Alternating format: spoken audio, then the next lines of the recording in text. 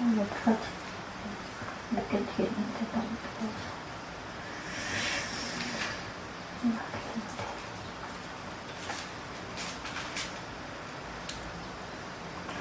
네, 잠언 29장 3절에서 5절 봅니다. 지혜를 사모하는 자는 아비를 즐겁게 하여도 창기와 사귀는 자는 재물을 잃느니라.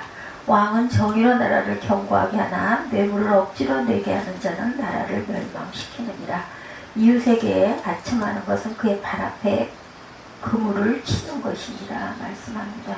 예, 그물 치는 것이다. 5절이죠. 이웃에게 아첨하는 것은 그의 발 앞에 그물을 치는 것이다. 마가복음 15장 21절에서 23절은 예, 마침 알락산더와 루포의 아버지인 구레네 사람 시몬이 시골로부터 와서 지나가는데 그들이 그를 억지로 같이 가게 하여 예수의 십자가를 지우고 예수를 끌고 골고다라는 곳, 번역하면 해골의 곳이죠. 예, 이르러 모략을 탄 포도주를 주었으나 예수는 받지 아니하시니라 이렇게 말씀하고 있어요. 예, 억지로 진 십자가입니다. 제목이. 예, 루포의 아버지 구레네 사람 시몬이 시골에서 올라왔다가 길가에 서 있다가 그 십자가를 지고 예수님의 십자가를 대신 지고 가게 되죠. 예, 그래서 억지로 진 십자가입니다. 예,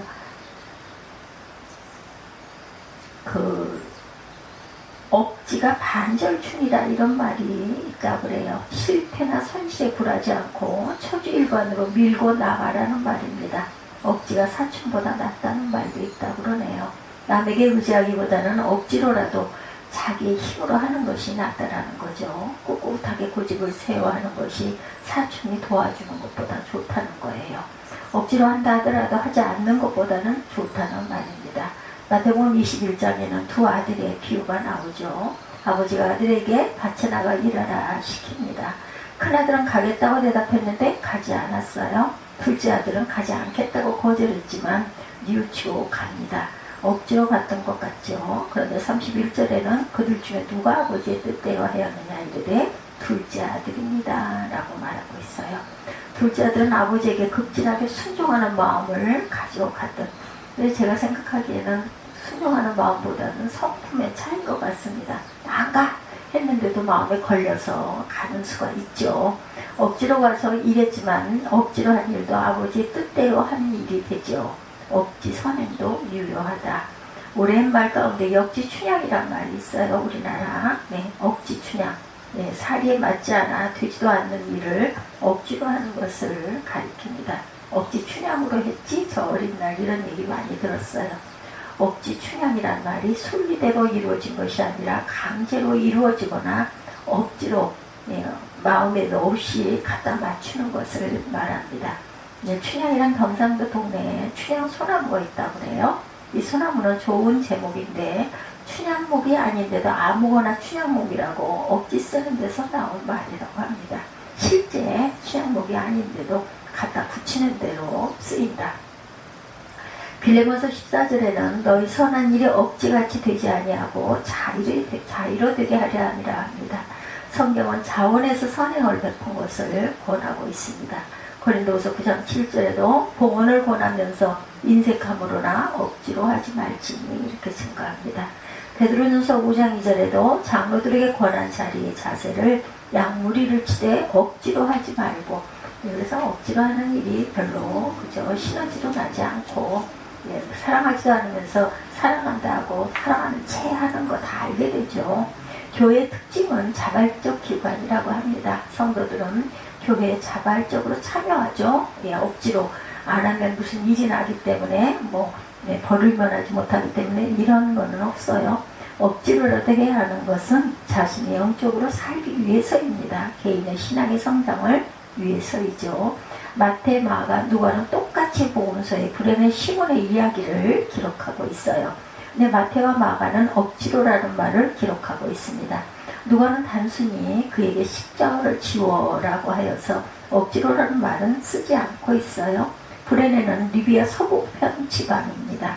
구레네 시몬은 디아스포라로 유월절을 지키기 위해서 예루살렘에 온 듯하고 유월절을 지키러 왔다가 예수님이 십자가를 지고 오르시는 광경을 보게 되었고, 그 그런 많은 구경꾼 속에서 구경하고 있다 강제로 징벌이 되어서 예수님의 십자가를 대신 지고 올라가게 됩니다. 빌라도의 법정에서 골고다까지 예수께서 십자가를 지고 올라가신 고난의 길 비아 돌로로사죠. 14곳에 예수님의 고난을 기념하는 기념교회를 세우고 지금도 14곳을 기념하며 순례합니다.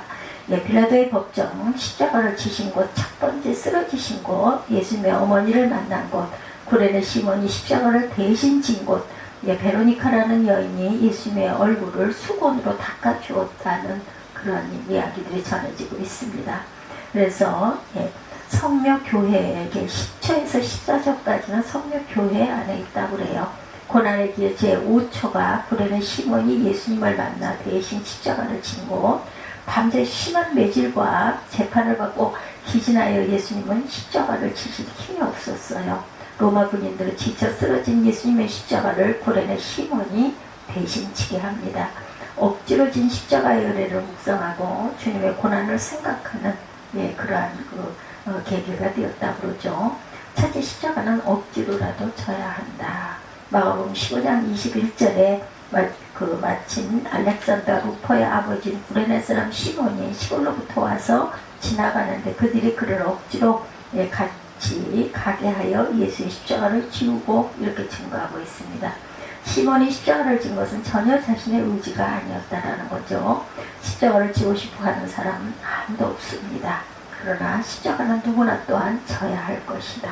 예수께서 누구든지 나를 따르려거든 십자가를 지고 나를 따르라고 하셨기에 예수님을 따르는 자는 누구나 십자가를 지는 걸 잘하는 거죠.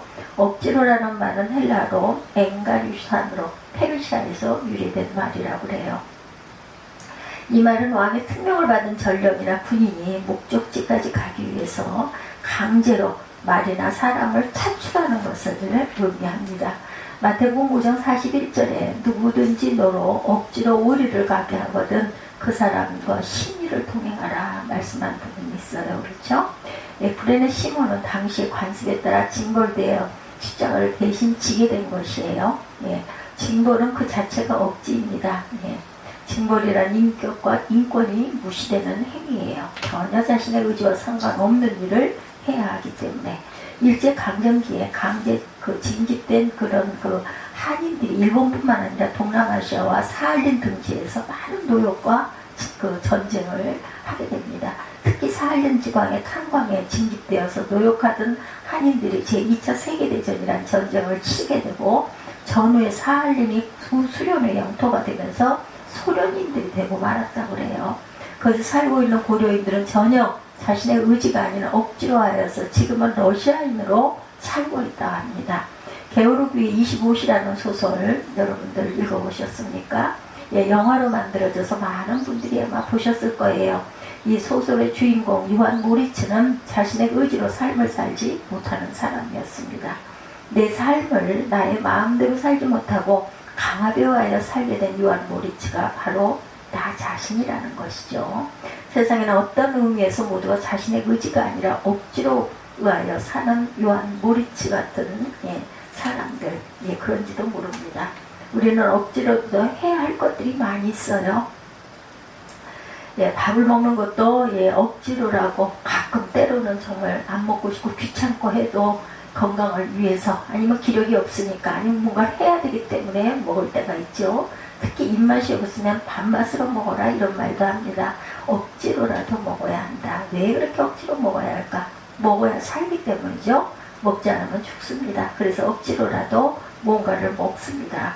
억지로 해야 하는 것은 생존 수단이기 때문이다. 몸이 불편한 사람들 가운데 인공심장, 인공방통, 산소호흡기 등에 의지해서 사는 사람들이 있어요. 자신의 힘으로 할 수 없는 신체 기능을 억지로 하게 해주는 것들입니다.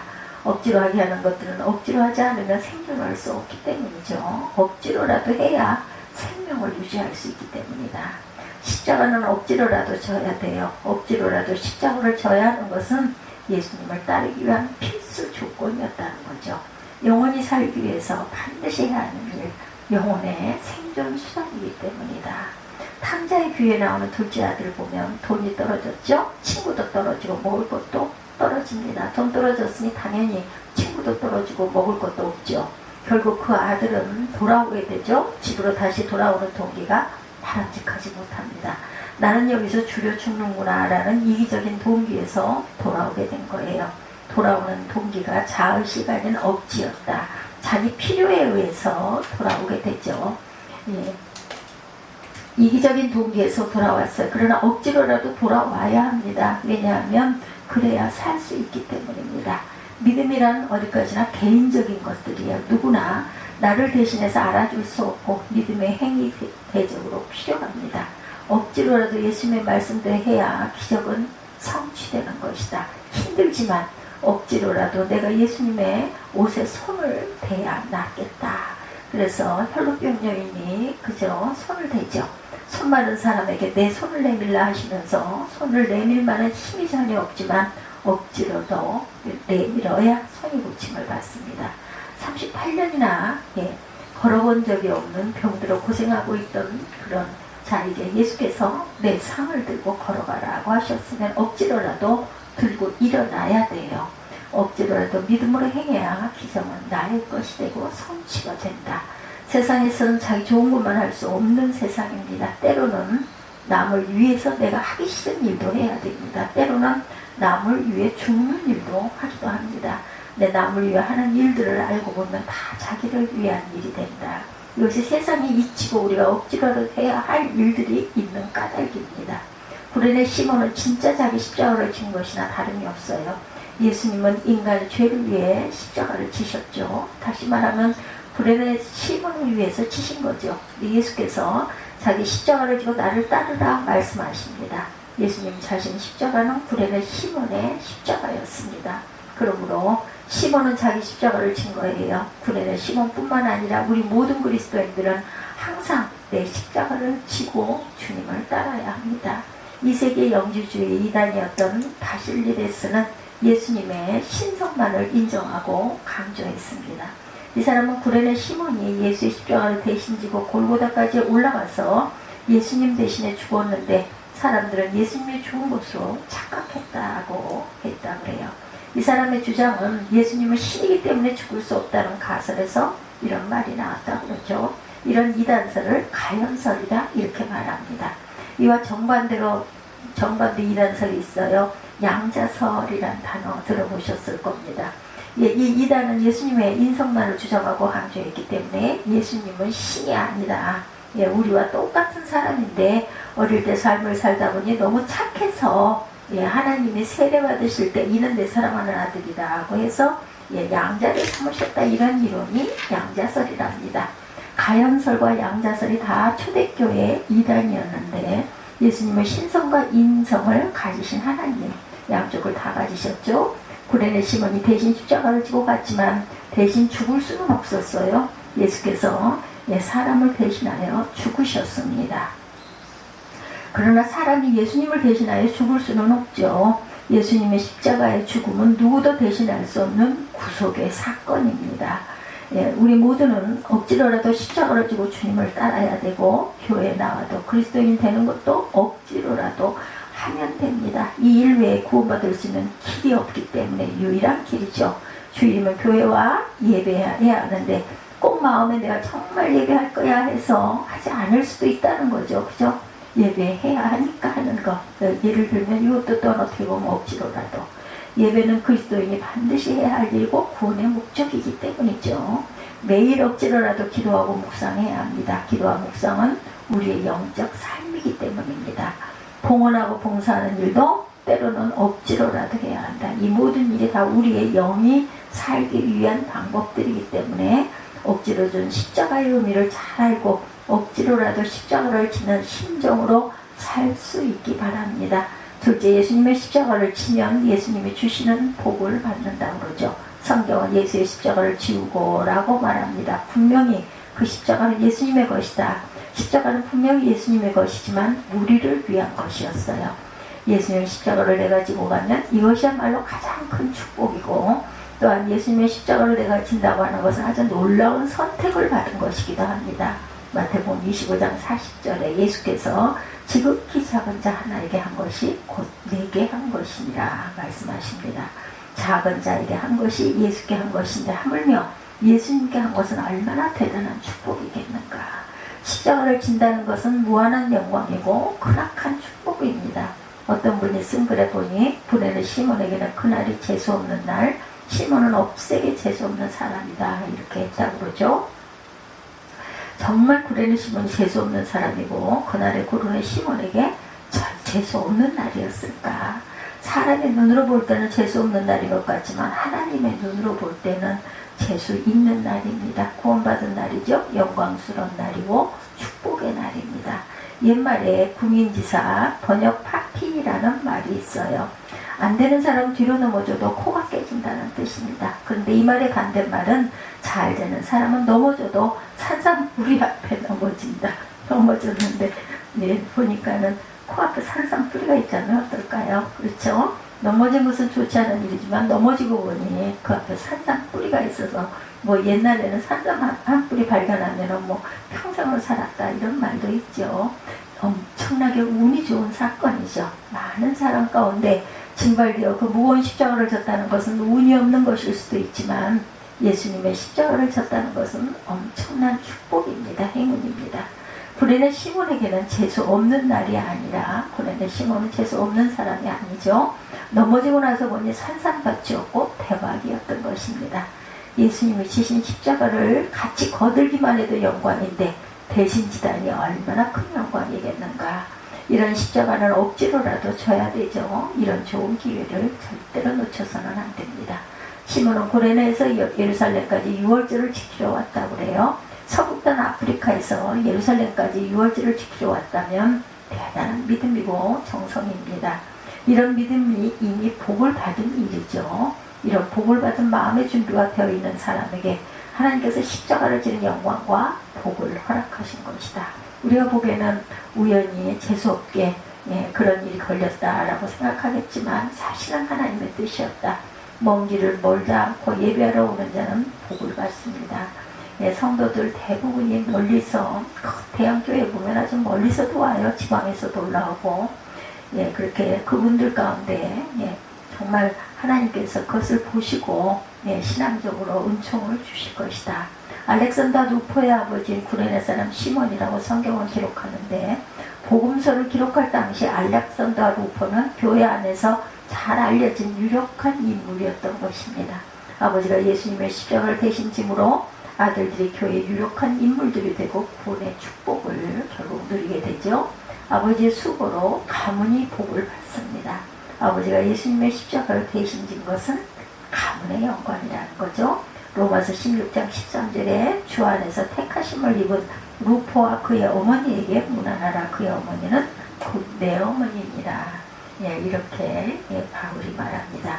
루포라는 시몬의 아들은 바울이 이 편지를 보낼 때 로마에 있었다 그래요. 아버지가 구레네 사람인 것으로 봐서 루포도 어릴 때 구레네에 살았을 것이다. 이렇게 예루살렘에서 멀리 떨어져 있는 사람들이었고 집안이었지만 바울은 그의 집에 대한 남다른 애착을 보내고 있습니다.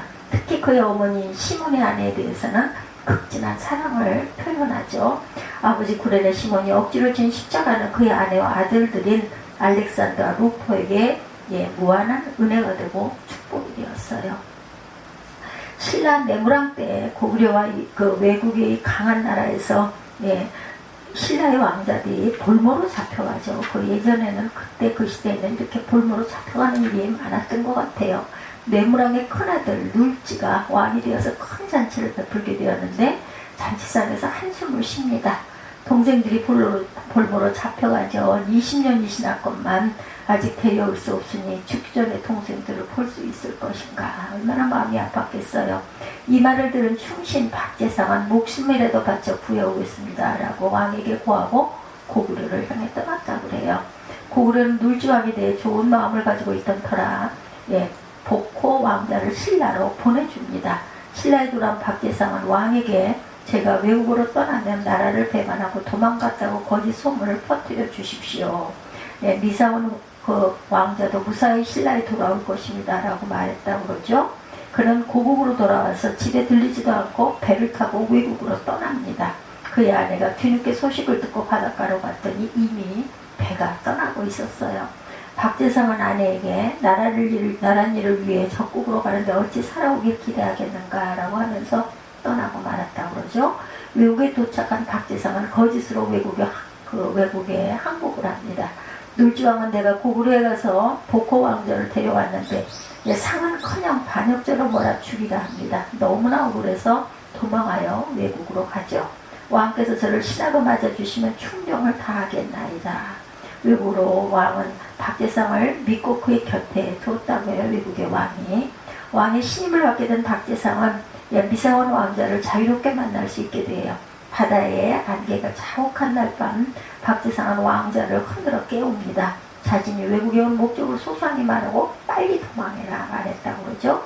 미사원 왕자는 둘이 함께 가자고 했지만 둘이 함께 도망가기는 위험하니 혼자 가라 이렇게 말합니다. 나는 이미 신라를 위한 목숨을 바쳤습니다. 왕자는 어둠을 타고 도망해요. 한나절이 지나 왕자가 도망한 것이 발견되었고 박재상은 잡힙니다. 외국의 왕은 내가 그들을 믿었는데 왜 배반했는가 라고 말합니다. 나는 원래 신라 사람으로 왕자를 구하러 왔습니다. 이제 내가 한 일을 다 했으니 죽이시오. 외국의 왕은 자신의 신하가 되어달라고 합니다. 박재상은 개나 돼지나 될지언정 외국의 신하는 되지 않겠소 라고 대답했다고 그러죠. 그는 고문을 당하고 죽습니다. 눌지왕은 미사원 왕자가 돌아오자 잔치를 베풀어요.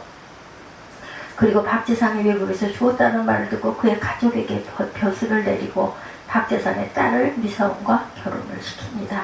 박재상의 부인은 치술령이란 곡에 올라가 남편을 생각하며 통곡을 합니다. 그의 딸은 새가 되어 하늘로 날아가고 그의 부인은 망부삭이 되었다 이런 전설이 내려졌다고 그러죠. 박재상의 충정과 죽음은 그의 가족, 자녀들에게 큰 벼슬을 얻게 합니다. 부모의 은혜가 자녀에게 전수되는 경우들이 많죠. 고뇌는 시몬의 십자가를 대신 지는 수고는 그의 가족들, 특히 그의 아들들에게 큰 축복이 되죠. 디모데의 그 아름답고 순전한 믿음은 그의 외조모 로이스와 어머니 유능의 믿음의 덕이었어요. 디모데는 조상의 믿음을 잘 전수합니다. 조상의 믿음과 희생이 후손에게 큰 복이 되죠. 우리도 우리의 믿음과 주님을 위한 희생이 우리 자손에게 큰 축복과 은혜가 되시기를 주님의 이름으로 축복합니다. 우리에게 베푼 주님을 위한 작은 희생들, 우리 자손들에게는 엄청난 은혜와 부의 축복이 함께할 것을 믿으시기 바랍니다. 계시록 22장 12절에 보라 내가 속히 오리니 내가 줄 상이 내게 있어 각 사람에게 그가 행한 대로 갚아주리라 이렇게 말씀해요. 예수님을 대신해서 십자가를 지는 고통과 억지로라도 주님을 위해 헌신하는 삶, 아무리 힘들지만 교회를 사랑하여 섬기는 이 모든 일에 대한 상을 하나님은 행한 대로 주실 것이다 하고 말씀하죠. 우리가 지는 십자가의 은총뿐 아니라 후손이 함께 누릴 축복들, 이 귀한 십자가를 지는 자에게 축복의 대물림이 이루어지시기를 주님의 이름으로 축복합니다. 오늘 잠언 29장 3절에서 5절, 마가복음 15장 21절에서 23절 말씀, 억지로 진 십자가 이런 제목으로 은혜를 나눴습니다.